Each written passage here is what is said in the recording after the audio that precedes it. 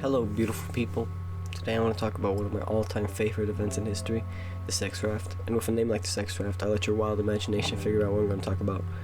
Got it? Well, close enough. In 1973, Mexican anthropologist Santiago Genoves had a hypothesis about how humans would react in a situation of fear and sexual arousal, and if violence would arouse from this. And this hypothesis came from the fact that this correlation was shown in monkeys, which Santiago was fascinated by. He stated, and I quote, "Most conflicts are about sexual access to ovulating females, so take that about his sanity how you want to." But how exactly would he test this hypothesis, you might ask? Well, none other than build a small raft and take 10 conventionally attractive people, put them in the raft and drift them out to sea for just over 100 days. Again, take that about his sanity how you want to. So yeah, that's exactly what he did. He also, I believe, thought that this experiment would somehow end world violence. So yeah, this guy was mentally sane and fit to run an experiment of this size, with nearly a dozen lives at stake, obviously.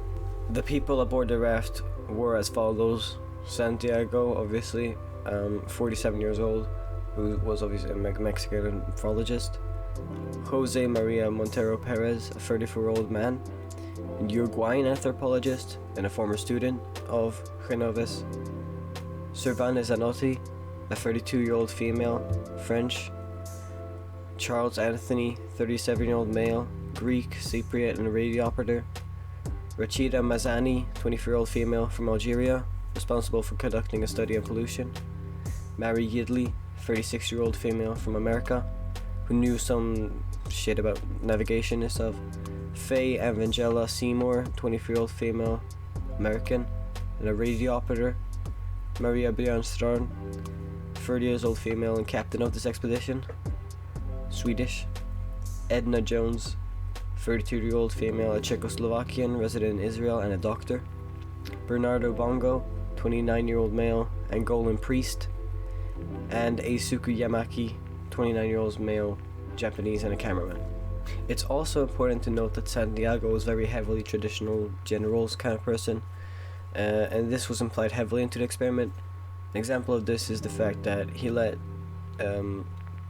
Maria Björnstam in charge of the ship as a woman, and Edna Jones in charge of medical stuff because she was a doctor. And he did this because he thought that the men on board the ship would get angry and take control, and this would be a gateway to all the violence that would happen.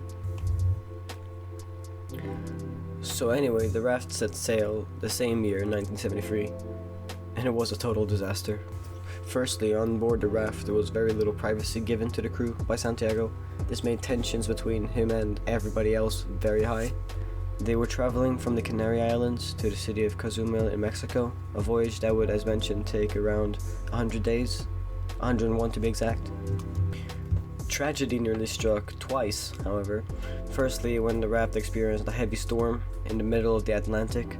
Maria, the captain of the ship, suggested that they pull into a port close by, but Santiago, who feared that this would ruin the entire experiment, refused and instead took control over the ship. This would be the start of Santiago's and Maria's deep hatred for each other throughout this cruise, since Santiago didn't trust Maria for both being a woman that controlled the ship, even though it was him that put her there, and secondly because he thought she was trying to actively sabotage the experiment.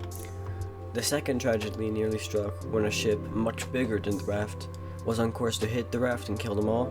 Santiago, who was now the so-called captain of the ship, panicked, and it was only thanks to Maria, who to many of the crew were still considered the rightful captain, who sent flares warding off the ship, that they all didn't die. This unsurprisingly made the crew's hate for Santiago just grow even more, with them even going as far as to plan to murder him while on the raft. One of the crew members, Faye, recalls the crew's plan to kill Santiago, stating that they all planned to all simultaneously plunge a knife into him so everyone was guilty, and then wrap him in a sheet and toss him overboard. So yeah, the experiment completely failed. No one died. They weren't actually violent at all. Many of the crew in interviews since recall the raft as a fun summer campy experience, and that was mostly enjoyable except for Santiago himself, obviously. Santiago fell into a sort of state of depression after this. that was only made worse by the university that had funded this experiment completely pulling out because of all the complete failure and terrible news headlines that have been written about it. He had a complete existential crisis and wrote in his journal that he kept under the entire experiment, and I quote, "Only one has shown any kind of aggression, and that is me, a man trying to control everyone else, including himself." Truly poetic. So yeah, that's the sex raft, which to me is probably the funniest experiment gone wrong ever.